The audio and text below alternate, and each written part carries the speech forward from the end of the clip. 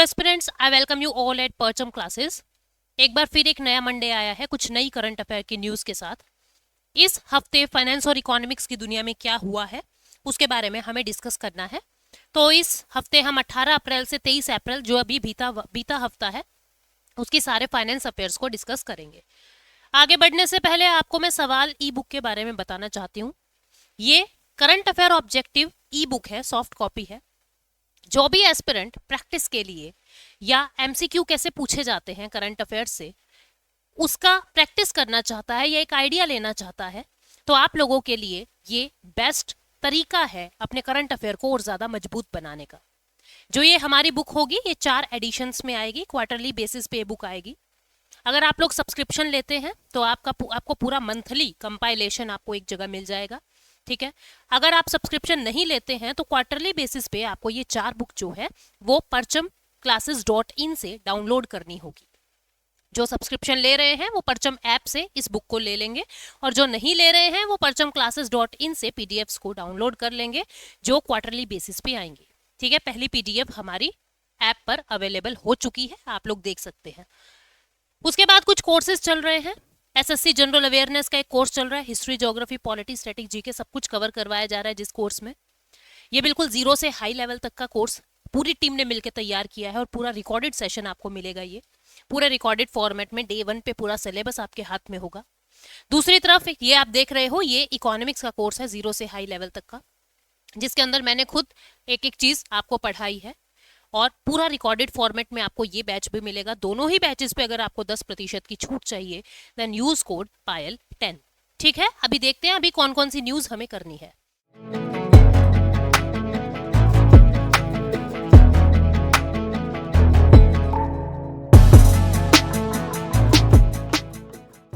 एक तो जो WTO है उन्होंने भारत के अगेंस्ट फिर कुछ इल्जाम भारत के ऊपर लगे हैं। यूरोपियन यूनियन, जापान और ताइवान ने भारत के ऊपर फिर से कुछ इल्जाम लगाए हैं कि भारत अपने टैरिफ्स का मिसयूज कर रहा है, भारत टैक्स ज्यादा लगा रहा है हमारे इंफॉर्मेशन टेक्नोलॉजी के सामान पे। एक तो ये न्यूज है, क्या है इसको समझेंगे। उसके बाद अगली न्यूज है इंडिया और रशिया जो है अपना ट्रेड बढ़ा रही है और भारत का ट्रेड डेफिसिट रशिया के साथ बढ़ता जा रहा है। उसके बाद नेक्स्ट न्यूज है यूनाइटेड नेशन पॉपुलेशन फंड ने एक state of world population report जारी की है। भारत के बारे में हमें जानना है, भारत का फर्टिलिटी रेट, भारत का पॉपुलेशन में इंडिया का रैंक, इन सब चीजों के बारे में हम बात करेंगे, ठीक है। उसके बाद इंडिया और यूके की सेकंड फाइनेंशियल मार्केट डायलॉग जो है वो लंदन के अंदर हुए थे बीते कुछ दिनों में, और इसके अंदर क्या क्या बात हुई, कैसे फाइनेंशियल टेक्नोलॉजी हमें बढ़ानी है उसके बारे में सारी बातें दी हुई है।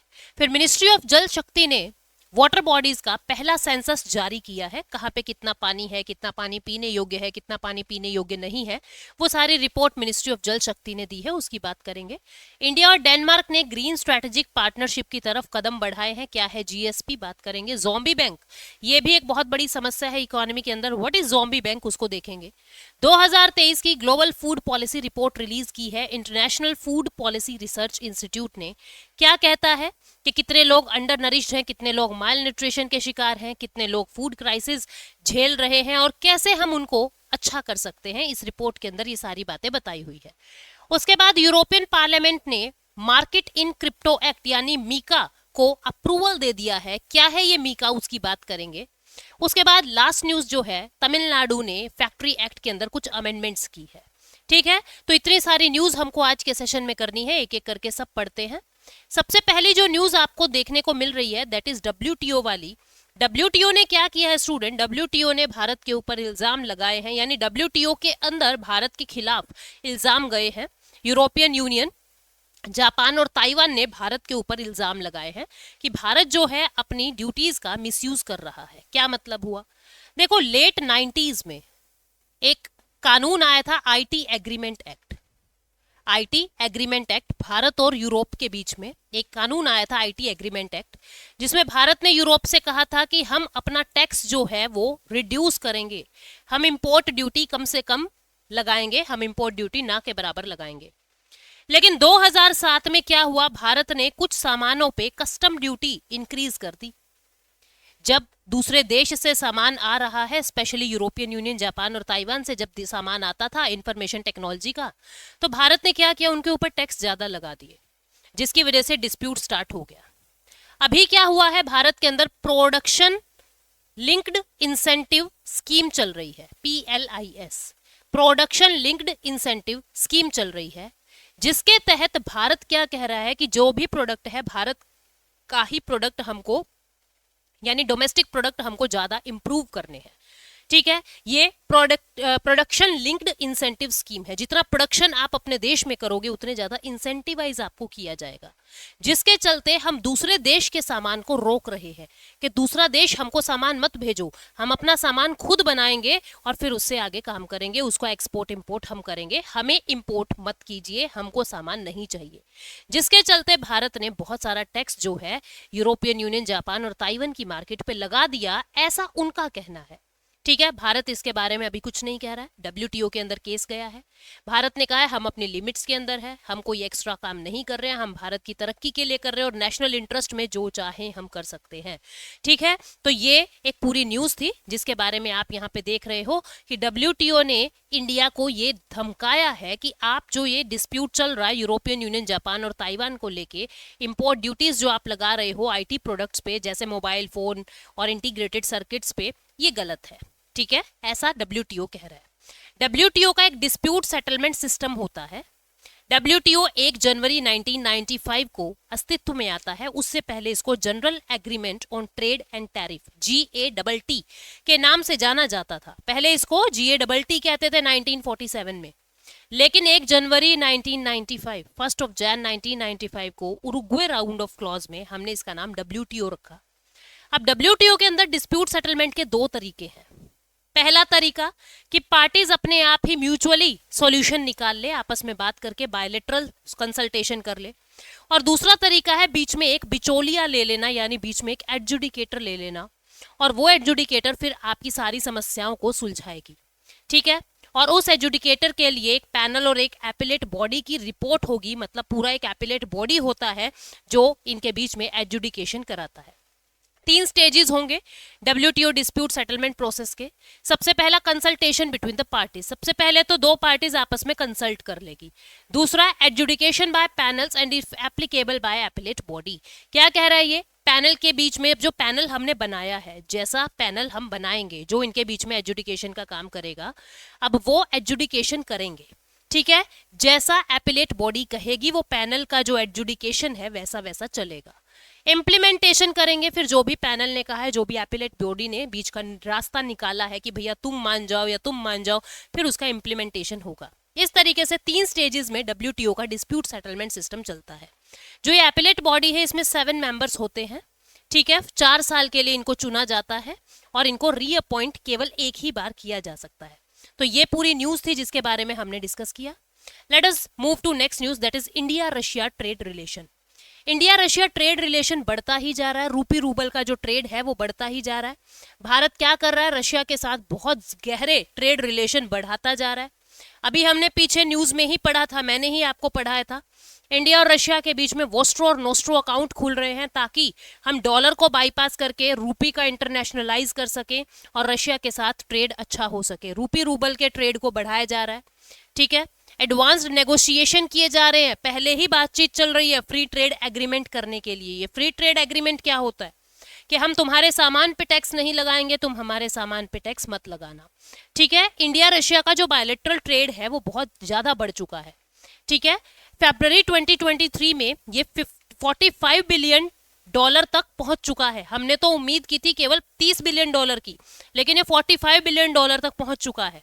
भारत का जो ट्रेड डेफिसिट है, ट्रेड डेफिसिट का मतलब क्या है कि रशिया से हम सामान मंगवाते ज्यादा है और रशिया को भेजते कम है। मतलब हमको रशिया को पे ज्यादा करना है और रशिया से पेमेंट कम लेनी है, लेनी कम है, देना ज्यादा है। ठीक है, इसको कहते हैं ट्रेड डेफिसिट। भारत रशिया के साथ ट्रेड डेफिसिट में है। ठीक, क्लियर हुआ बात? तो इस तरीके से भारत जो है रशिया के साथ अपनी ट्रेड को बढ़ाए जा रहा है, रूपी और रूबल का ट्रेड अच्छा हो रहा है।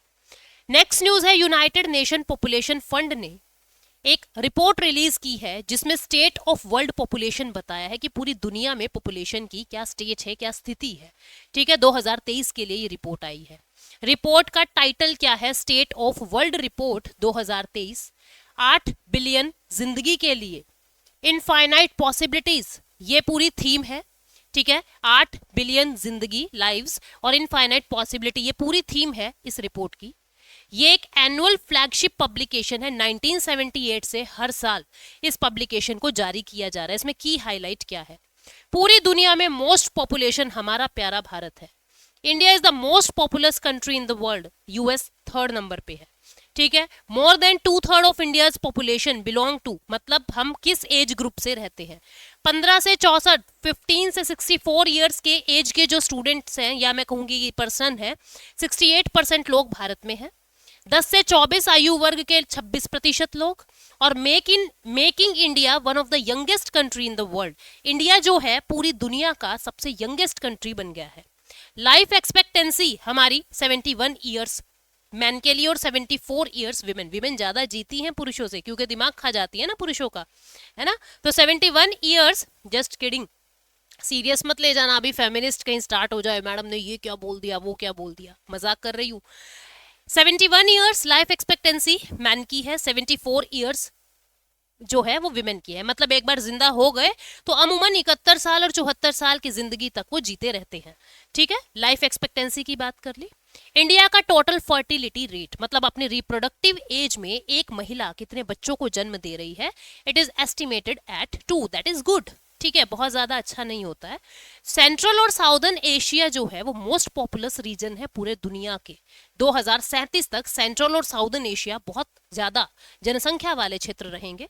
More than half of projected increase in global population, ये क्या कह रहा है कि 2050 तक जितना भी पॉपुलेशन इंक्रीज होगा वो लगभग इन 8 कंट्रीज के अंदर होगा, Congo Africa, Egypt, Ethiopia, India, Nigeria, Pakistan, Philippines, United Republic of Tanzania.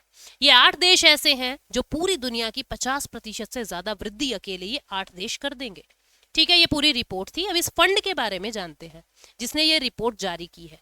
इसका जेनेसिस 1969 में हुआ था, United nation sexual and reproductive health agency के रूप में।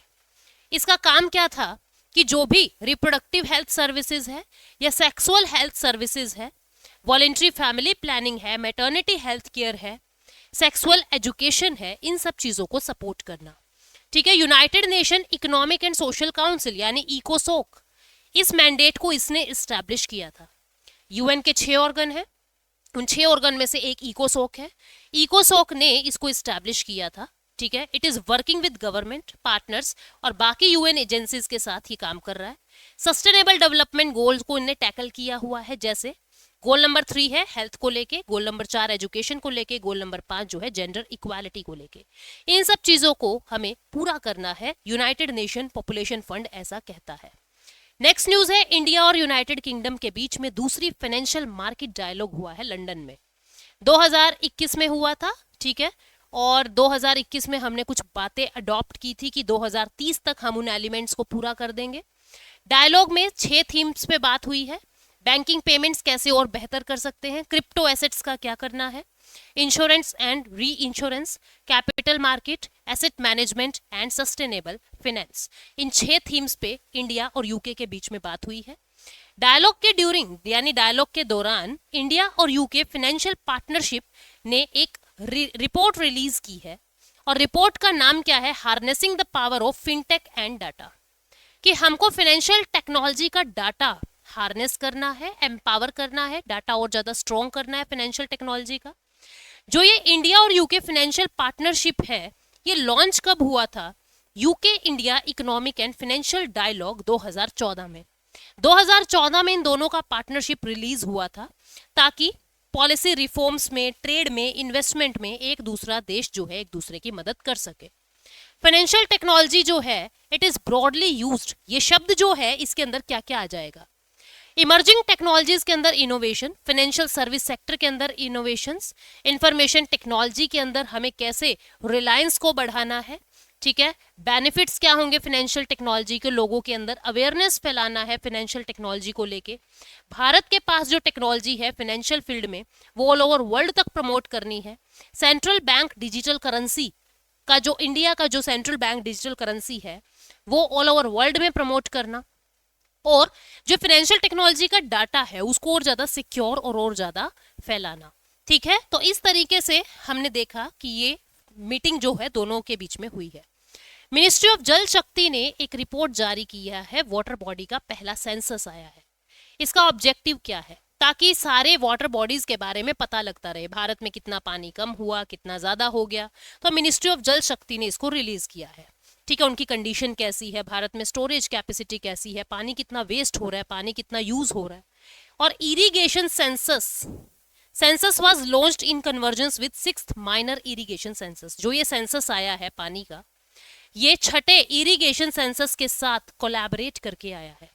ये जो इरिगेशन सेंसस है ये एक सेंट्रली स्पॉन्सर्ड स्कीम है। ठीक है, सेंट्रली स्पॉन्सर्ड स्कीम है और इस सेंसस के साथ मिलके मिनिस्ट्री ऑफ जल शक्ति ने वाटर बॉडी का सेंसस भी दिया है।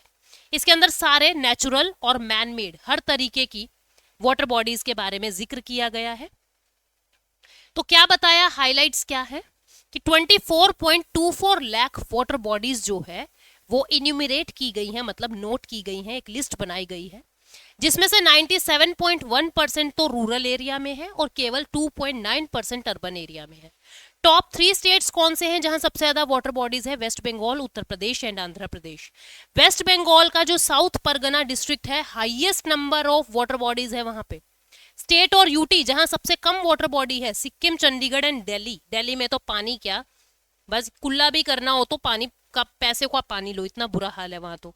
78% are man made water bodies and 22% are natural water bodies. मतलब नेचुरल कम है, मैन मेड ज्यादा है।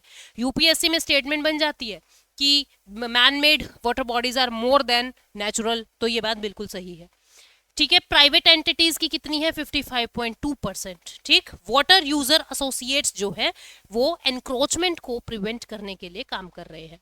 अगली न्यूज है, इंडिया और डेनमार्क के बीच में ग्रीन स्ट्रेटेजिक पार्टनरशिप बढ़ती जा रही है। इंडिया डेनमार्क ने एक प्रोग्रेस को रिव्यू किया है।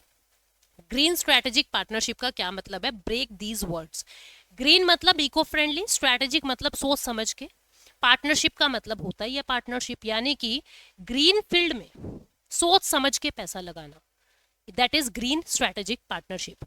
GSP is to advance political cooperation. इससे एक तो पॉलिटिकल कॉपरेशन बढ़ेगा, इकोनॉमिक कॉपरेशन बढ़ेगा, ग्रीन ग्रोथ बढ़ेगी, जॉब्स क्रिएट होगी, कॉपरेशन स्ट्रेंथन होगा, ग्लोबल चैलेंजेस को हम टैकल कर सकते हैं, अपॉर्चुनिटीज ज्यादा अडॉप्ट कर सकते हैं। Focus of GSP is on an implementation of Paris agreement. Paris agreement जो हुआ था एनवायरमेंट को प्रोटेक्ट करने के लिए 2015 में, वहां पे हमने फोकस किया था हम ग्रीन प्रोजेक्ट्स लगाएंगे, इको फ्रेंडली। तो उसी के चलते दोनों देशों ने ये ग्रीन स्ट्रेटेजिक पार्टनरशिप में निवेश करने को कहा है।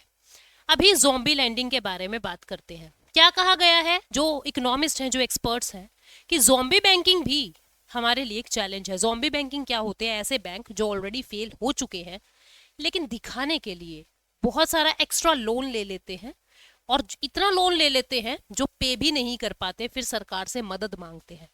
इस तरीके के बैंकों को ज़ॉम्बी लैंडिंग कहते हैं, ज़ॉम्बी बैंक कहते हैं। ठीक है, it is a bank that is practically insolvent. वो इंसॉल्वेंट हो चुका है but continues to exist through hiding bad loans. अपने बैड लोन्स को छुपा दिया है उसने, बैलेंस शीट में शो नहीं कर रहा हकीकत को। ठीक है, ये लोगों these are kept afloat to prevent panic from spreading to healthier banks। ये क्या कह रहा है? कह रहा है जो हेल्दी बैंक हैं उनके बीच में पैनिक ना फैले, इसलिए इन ज़ॉम्बी बैंक्स को ज्यादा मीडिया में भी नहीं लाया जाता। इट इज मतलब इसमें क्या होता है कि जो बोरोवर है उसको टेम्परेरली आप स्टॉप कर सकते हो या सस्पेंड कर सकते हो अपने लोन की पेमेंट्स के लिए। मतलब क्या कह रहा है ये किस तरीके के बैंक हैं जो ऑलरेडी फेल्ड बैंक हैं लेकिन दिखाते ऐसे हैं कि हम फेल नहीं हैं। इनको हम ज़ॉम्बी बैंक कहते हैं जो बर्बादी की कगार पे खड़े हैं। तो ये भी एक बड़ा चैलेंज है इकोनॉमी में। 2023 में ग्लोबल फूड पॉलिसी रिपोर्ट आई है। इसको international food policy research institute ने जारी किया है। इसमें की हाइलाइट्स क्या है कि 2020 से 22 तक फूड इनसिक्योरिटी रेज हुआ है। उसकी वजह क्या है? कोविड है, क्लाइमेट चेंजेस है, नेचुरल डिजास्टर है, सिविल अनरेस्ट है, पॉलिटिकल इंस्टेबिलिटी है।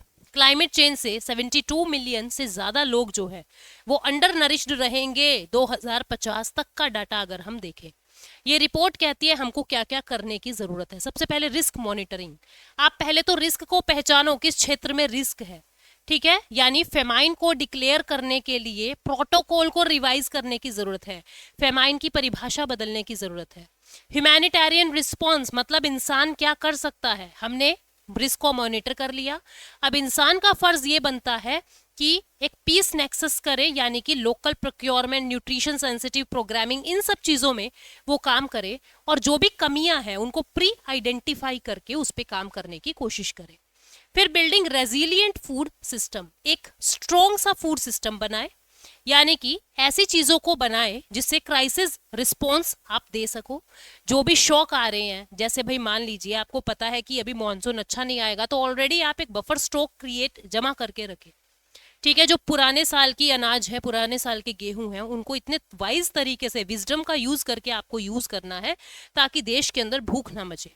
सेफ्टी नेट्स को अडेप्ट कर लेना है। ये सारी चीजें इस रिपोर्ट के अंदर बताई गई है। इसके बाद नेक्स्ट न्यूज क्या कहता है, कहता है यूरोपियन पार्लियामेंट ने मार्केट इन क्रिप्टो एक्ट को अप्रूवल दे दिया है। शॉर्ट में इसको कह रहे हैं मीका। ठीक है, मार्केट इन क्रिप्टो एक्ट, ये क्या है, यूरोपियन यूनियन का एक पार्ट है, डिजिटल फाइनेंशियल पैकेज का एक पार्ट है, जिसके अंदर डिजिटल ऑपरेशनल रेजिलियंस एक्ट, एक लेजर टेक्नोलॉजी के ऊपर सारे काम करे जाते हैं। इस मीका का फंक्शन क्या है, it aims to embrace innovative and new financial technology while ensuring consumer protection. अब देखो क्या हो रहा है, लेजर टेक्नोलॉजी के अंदर कंज्यूमर बहुत फंस रहे हैं, क्रिप्टो एक्ट के अंदर लोग बहुत फंस रहे हैं। तो मीका का फंक्शन क्या है, इसका एम क्या है कि मुझे इनोवेशंस ऐसी लानी है जिससे ट्रांसपेरेंसी बढ़े, लोगों को नुकसान कम से कम हो, फाइनेंशियल स्टेबिलिटी बढ़े। की फीचर क्या है, क्रिप्टो प्लेटफॉर्म्स की रिक्वायरमेंट, मतलब कि हमको एक तो क्या करना है कि ऑथोराइज करनी है, जितनी भी क्रिप्टो है ये अनऑथोराइज्ड है, हमको ऑथोराइज्ड करेंसी जारी करनी है। ट्रांजैक्शंस कहाँ से कहाँ हो रहा है उसका सुपरविजन करना है। ट्रांसपेरेंसी ट्रेडर्स के बीच में बढ़ानी है। हमको कंज्यूमर से उसके रिस्क के बारे में बताना है और रिस्क से बचाना है। स्टेबल कॉइन्स जनरेट करो दुनिया में, टेथर नाम के। ठीक है, टेथर जैसे स्टेबल कॉइन लेके आओ जिससे एकदम से मार्केट कमियां ज्यादा ना हो। यूरोपियन सिक्योरिटीज और मार्केट अथॉरिटीज को क्रिप्टो प्लेटफॉर्म्स को रिस्ट्रिक्ट और बैन करने की जगह मतलब उसको रेगुलेट करना चाहिए और इन्वेस्टर्स को सुपरवाइज करता रहे प्रॉपर तरीके से कि इन्वेस्टर्स कर क्या रहे हैं। International travel value rule crypto assets के ऊपर लगा दीजिए कि जब एक जगह से दूसरी जगह क्रिप्टो एसेट जा रहे हैं, ठीक है, डिजिटली, तो क्या क्या रूल होंगे। आपको पता होना चाहिए किसने खरीदे हैं, किसने बेचे हैं, पूरा डाटा सेंडर का भी और रेसिपिएंट का भी होना चाहिए पास में। ठीक है, सेंडर का भी और रेसिपिएंट दोनों का डाटा होना चाहिए मनी लॉन्ड्रिंग से बचने के लिए। एनवायरमेंटल कंसर्न पे भी ध्यान दो क्योंकि ये क्रिप्टो को जनरेट होने में बहुत ज्यादा आपका इलेक्ट्रॉनिक वेस्ट जनरेट होता है, तो एनवायरमेंट पे भी ध्यान देना है। क्रिप्टो एसेट्स जो है भारत में रेगुलेटेड नहीं है। तो ये था मीका के बारे में, क्या क्या काम करने की जरूरत है वो हमने बात की।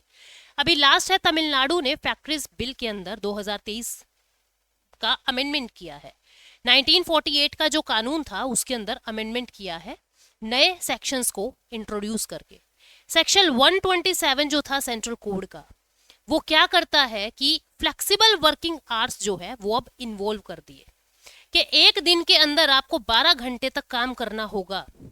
अभी 8 घंटे का है, 8 से बढ़ा के 12 घंटे, बशर्ते आप एक हफ्ते में 4 ही दिन काम कर रहे हो। भाई आप 8x6 कर रहे हो या 12x4 कर रहे हो, बात तो 48 आवर्स हो ना, आपको हफ्ते में 48 आवर ही काम करने को मिल रहा है। तो क्या कहा जा रहा है भाई, ये 8 घंटे एक दिन में कर रहे हो, उससे अच्छा आप 12 घंटे करें एक दिन में और केवल 4 ही दिन काम करें, ऐसा आप कर सकते हो। ये प्रोविजन डाला जा रहा है, अभी ये बिल है, कानून नहीं बना है। तो ये सारी न्यूज थी आज की जो हमने बात की तमिलनाडु को लेके।